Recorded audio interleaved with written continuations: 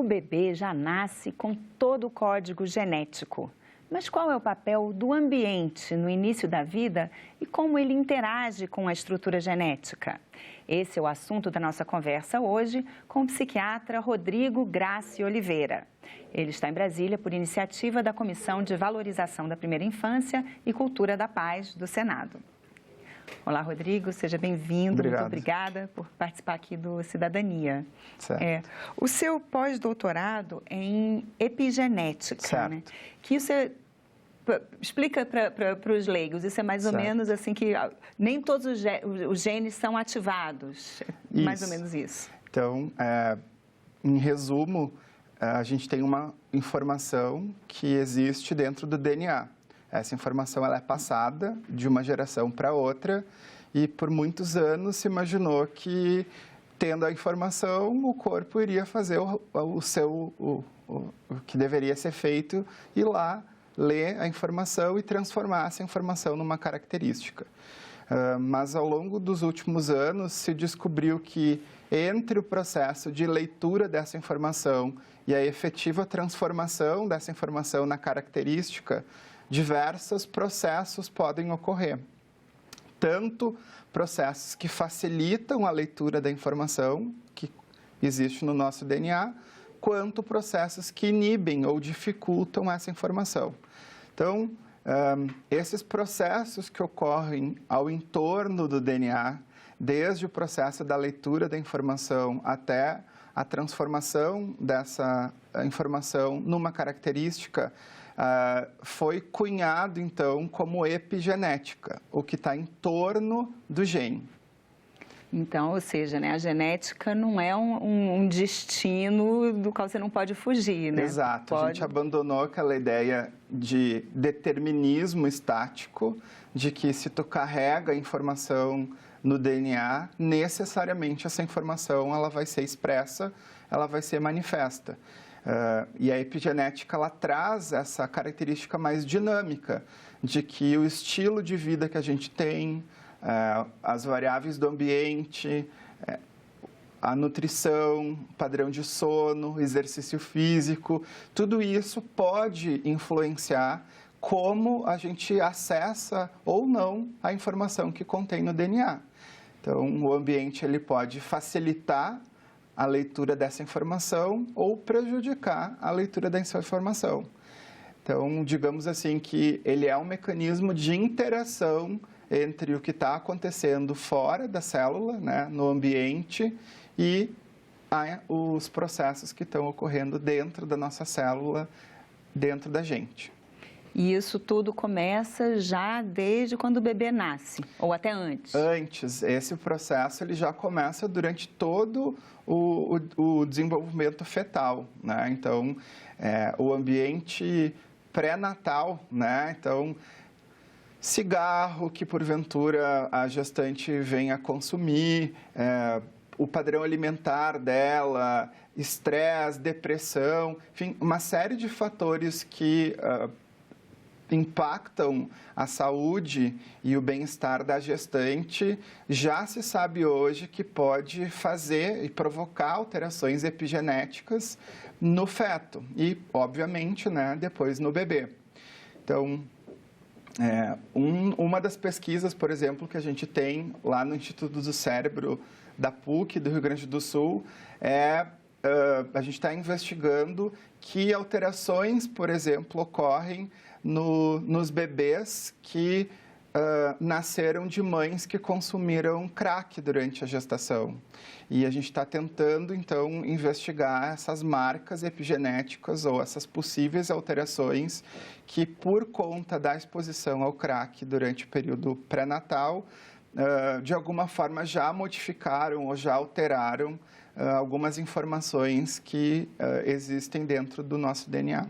Agora, não necessariamente essa relação é linear, né? A mãe que consumiu crack, a criança vai ser viciada em crack, ou bebeu álcool, vai ser alcoólatra? Não é assim que funciona. Como eu te falei, a ideia da epigenética, ela traz essa possibilidade mais dinâmica para, digamos, o destino ou a característica que efetivamente vai ocorrer com cada indivíduo. Então, por exemplo, ela pode nascer com uma vulnerabilidade maior por conta desse ambiente pré-natal. Mas se porventura ela adota estratégias de proteção, né, ao longo do seu desenvolvimento, ela pode inclusive reduzir a chance disso acabar ocorrendo. Então, eu volto a repetir, a gente abandona aquela ideia determinística da genética clássica, né, de que é a informação que existe no DNA que necessariamente vai ser expressa ou manifesta, para um ambiente ou para um campo de estudo onde se entende que isso pode ser moldável e, inclusive, revertido em algumas situações. E nesse período da gestação, quais são as orientações? Tem alguma novidade ou é aquilo que a gente já conhece? Dormir bem, se alimentar, coisa de comidas saudáveis, evitar muito açúcar, muito gorduras saturadas? É aquela mesma coisa ou tem alguma novidade? Não, para a genética? Na verdade, assim, o que se sabe, por exemplo, é a influência do ácido fólico, né? Então, garantir uma adequada alimentação durante a gestação e, porventura, às vezes, até a suplementação vitamínica pode facilitar ou pode proteger uma série de falhas do desenvolvimento que, de alguma forma, poderiam ocorrer numa minoria de gestantes. Mas, de modo geral, as velhas práticas de bem-estar. A mãe efetivamente garantir um pré-natal adequado, né? Então, ela tem um acompanhamento do obstetra durante o período gestacional, cuidar com o seu peso, né? Tanto do bebê quanto o seu próprio peso é algo adequado, manter uma atividade física regular, e principalmente se abster de qualquer consumo de substâncias, principalmente tabaco e álcool, né? Acho que são muitas vezes o que mais ocorre, que é a exposição, né, pré-natal do feto ao álcool, ao tabaco. Então, é importante as gestantes saberem que vai, de alguma forma, influenciar a célula do seu bebê aquilo que ela está consumindo. Então, a recomendação é realmente álcool nenhum, não é até só uma tacinha, não, zero. Não, zero. E tentar se alimentar, dormir bem, enfim, né? Aquelas velhas práticas de bem-estar, mas principalmente durante o período gestacional, isso é fundamental. E depois que o bebê nasce, né? Às vezes a gente acha isso, já chegou pronto, o código genético já está todo lá formado, mas sim, continua sofrendo as influências, né? Então, a ideia da epigenética é que ela trouxe esse dinamismo para como a nossa informação genética é expressa. Isso traz benefícios porque nos dá a possibilidade de fazer intervenções que modifiquem a nossa estrutura celular, digamos assim, as nossas características, mas também traz alguns aspectos negativos, que é se essa exposição a fatores negativos de fato ocorrer de maneira sistemática, eu também posso reprogramar, digamos, essas células ou essas características para um desfecho não tão positivo. Particularmente no cérebro, a gente tem um cuidado especial com o que ocorre durante a primeira infância, o período escolar e a adolescência. Por quê? Porque o nosso cérebro, diferente do que se imaginava 50, 60 anos atrás, ele não nasce pronto. A gente nasce ainda muito imaturo do ponto de vista da organização cerebral. A gente sabe hoje, por estudos de neuroimagem e também estudos que avaliam a organização celular dos neurônios, que o processo de maturação cerebral ele vai terminar em torno dos 20 a 24 anos. Então, tudo que ocorrer entre o período perinatal, né, no momento do parto, até essa idade, tem uma maior chance de impactar esses processos de desenvolvimento cerebral. Por isso que a infância, ela é, de fato, o principal período de cuidado extremo com fatores que poderiam, porventura, prejudicar ou modificar a organização de algumas informações que a gente precisa que se manifestem. Então, eu preciso que a criança desenvolva de forma adequada a forma como ela presta atenção, como ela aprende, como ela interage com as outras crianças. Ela precisa desenvolver habilidades que nem a gente está conversando aqui. Então, se tu se manifesta mais preocupada ou mais assustada, não precisa, às vezes, falar verbalmente para mim, mas eu preciso, percebendo pela tua face, me dar conta, olha, talvez eu tenha comentado ou feito algum comentário que te assustou ou que tu não te agradou. Então, essas sensibilidades mais finas, digamos, da interação social, isso vai se estabelecendo nesse período que a gente chama de pós-natal, né? Que é depois do parto. Porque eu preciso do estímulo ambiental para que isso seja desenvolvido. E, diferente do que muitas pessoas imaginam, essas habilidades psicológicas, elas não ficam salvas numa nuvem que a gente chama de mente, né? Tipo uma coisa etérea, inacessível. Elas só acontecem porque existem circuitos, células, características que estão o tempo inteiro em movimento, se programando para que essas características de fato desenvolvam. E lá bem primitivo, na raiz desses processos, é que está a informação no DNA. Por isso que essas organizações da epigenética, né, do que ocorre em torno do DNA, são tão fundamentais. Porque é a partir delas que a gente vai adaptar se eu preciso mais de uma característica ou menos daquela característica. E qual seria o ambiente ideal para estimular o bebê da melhor forma possível quando ele nasce? Certo.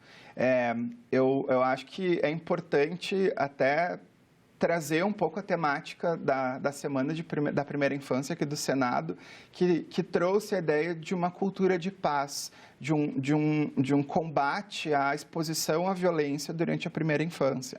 Por mais que a gente tem a ideia de que a exposição a um ambiente violento ou estressor é negativo, quando a gente vai botar na ponta do lápis quanto que isso custa para a saúde ou quanto que isso custa para a saúde individual, assim como para a saúde do Estado, a gente se assusta muito com os números. Então, tem estimativas, por exemplo, que uma mulher que tenha tido uma experiência de violência durante a infância. Então, ela foi castigada fisicamente, com cinto, com chinelo, foi torturada muitas vezes pelos pais para aprender a se comportar. Ela, em geral, gera um custo de aproximadamente 20% a mais para o sistema de saúde norte-americano, que é os dados que a gente tem. Mas imagino que aqui no Brasil seja muito semelhante. Isso dá em torno de uns $500 por ano, por cada mulher exposta. Se a taxa de ocorrência de abuso físico nas mulheres americanas é em torno de 30%, a gente está falando aí de um custo de em torno de 60, 70 bilhões de dólares por ano. Então, esse é o custo, digamos, que aquela punição lá na infância, de alguma forma, gerou para a organização e para a saúde dessas mulheres.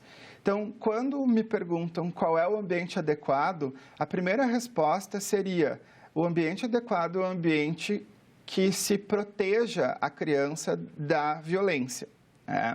Essa violência ela pode ser de natureza emocional, eu posso não tocar fisicamente no meu filho ou na minha filha, mas eu posso humilhar ela durante todo o processo de desenvolvimento.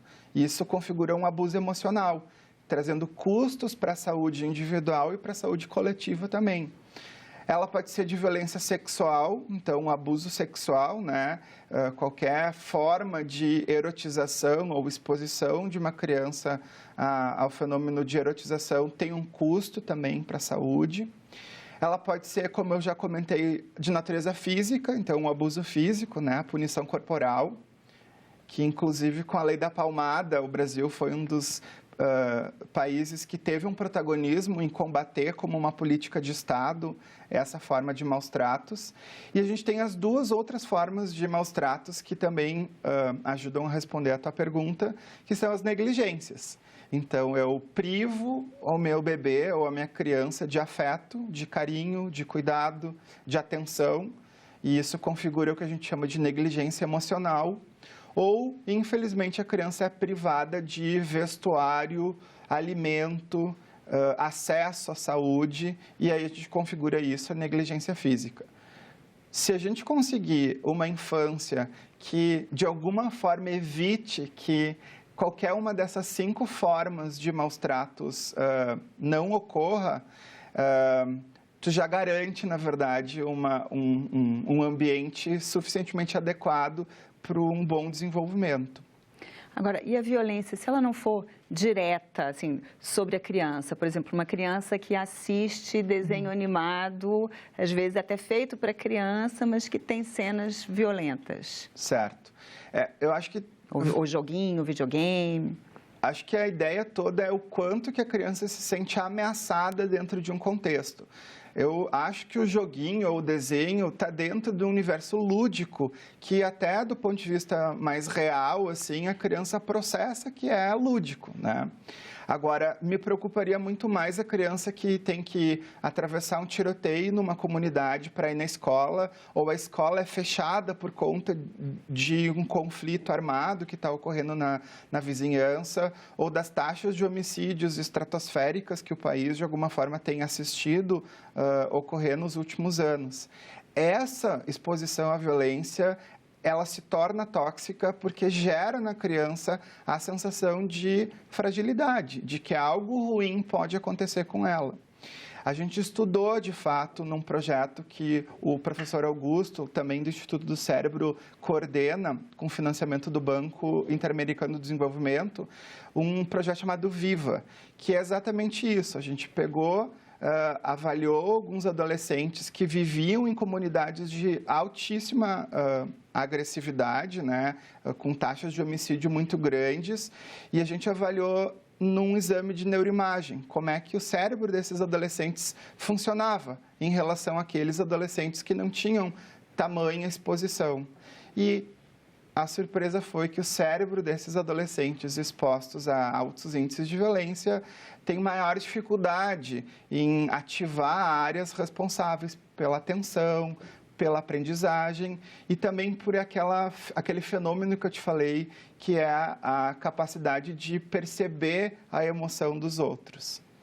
Então, acho que garantindo um ambiente relativamente protegido dentro do possível desses efeitos, a gente consegue garantir um adequado desenvolvimento e, do ponto de vista genético, que informações não desejáveis que até poderiam existir dentro desses indivíduos acabem ficando silenciadas e acabem não aparecendo.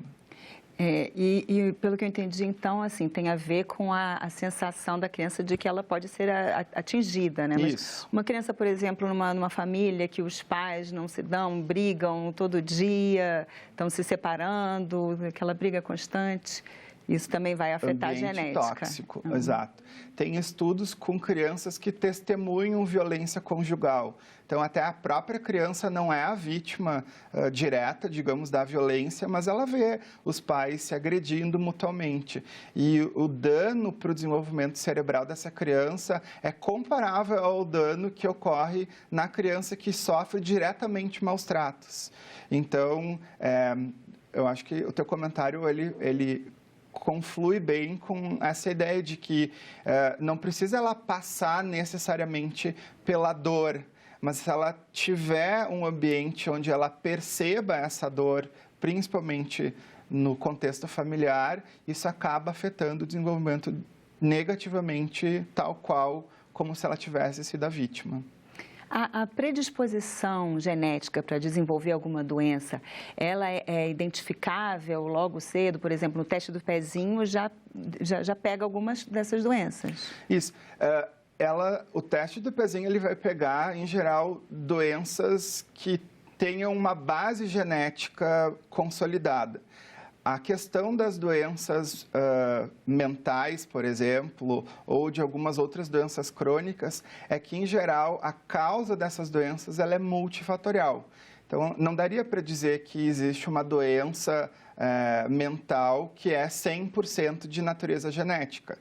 Tem alguns transtornos que têm uma carga genética bastante grande, mas ela depende desses fatores ambientais para, de alguma forma, modular se essa informação ela, de fato vai aparecer ao longo da vida ou não. Então, atualmente, digamos assim, a área da genética avançou muito.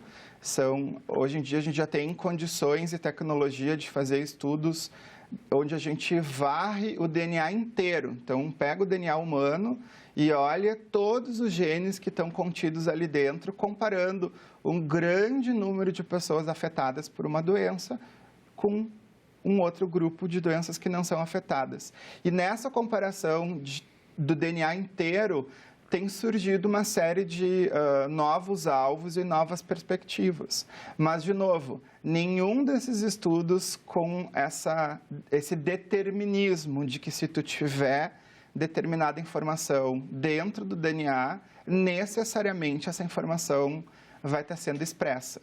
A gente vai precisar desses mecanismos de modulação, de adaptação que ocorrem em torno do DNA, que a gente cunhou com o termo epigenética. Agora, essa alteração da expressão genética, por exemplo, se um bebê muito pequeno que é exposto à violência, como você mesmo falou, assim, tem muitos transtornos mentais, às vezes vão aparecer só na adolescência. Sim. Aí ele fica gravado lá, essa mudança. Fica gravado, isso. Ontem eu usei um termo que é de gestar. Então, a exposição durante a primeira infância a uma situação de alta agressão, ou alta violência, ou alto estresse, ela vai ficar sendo gestada em torno de uns 12, 10 anos. E é na adolescência que esses problemas efetivamente começam a aparecer. O pico de desenvolvimento de sintomas emocionais em decorrência dessas vivências traumáticas vai se dar na adolescência até o início da fase adulta. Tá? É aí que, de fato, a maior parte dos problemas mentais acabam aparecendo. Então, você vê aquela informação que foi, como tu mesmo falou, gravada ou programada lá na infância, ela fica, entre aspas, dormindo por um longo período e isso começa a se manifestar na adolescência. Toda estratégia que evitar que essa gravação ou essa programação precoce ocorra, ela vai gerar proteção durante o período da adolescência, com certeza. Agora, além de não expor a criança, à violência, existem coisas que a gente pode fazer ativamente para preservar, principalmente se alguém que a gente já sabe que tem casos na família, já tem alguma predisposição?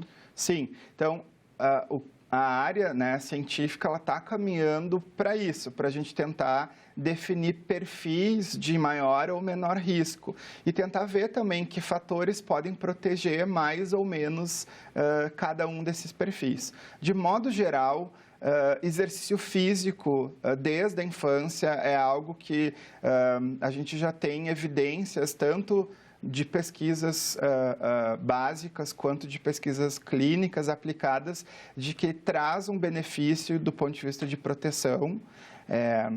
E é uma pena, inclusive, por exemplo, que no próprio currículo da educação básica está se pensando, talvez, no papel ou não da obrigatoriedade da educação física, porque, do ponto de vista neurocientífico, faz toda a diferença a criança que é exposta a esporte, que se exercita, daquela criança que vai ficar ociosa e sedentária. A outra questão que também a gente sabe é estímulo à leitura. Então, por exemplo, rodas de leitura no ambiente escolar, o estímulo a que a criança aprenda a escutar um adulto lendo para elas, tem um impacto importante na forma como ela vai desenvolver o seu cérebro para aprender novas informações lá depois na escola. Então, quanto antes esse hábito, né, do pai ler para o seu filho, da mãe ler para o seu filho, não é só um efeito positivo que fica no âmbito psicológico. Ele também penetra em áreas ou no âmbito celular ou no âmbito molecular e efetivamente modifica ou reforça vias que vão facilitar mais tarde a aprendizagem. E, por fim, a nutrição, né? Então, tu garantir uma adequada alimentação, né? Com uma porcentagem de proteínas, de carboidratos, enfim, basicamente seguir a recomendação do Ministério da Saúde, levar o seu filho ao pediatra regularmente, controlar o peso e a altura, são métodos baratos, acessíveis e que cada um dentro de sua família pode se organizar para tentar manter. Rodrigo, infelizmente nosso tempo acabou. Muito obrigada pela entrevista. Se você quiser rever, baixar ou repassar o link, é só acessar nossa página na internet no endereço senado.leg.br/TV ou então o canal da TV Senado no YouTube. Para fazer algum comentário, crítica ou sugestão, telefone de graça para 0800 61 22 11. Obrigada pela atenção e até o próximo Cidadania.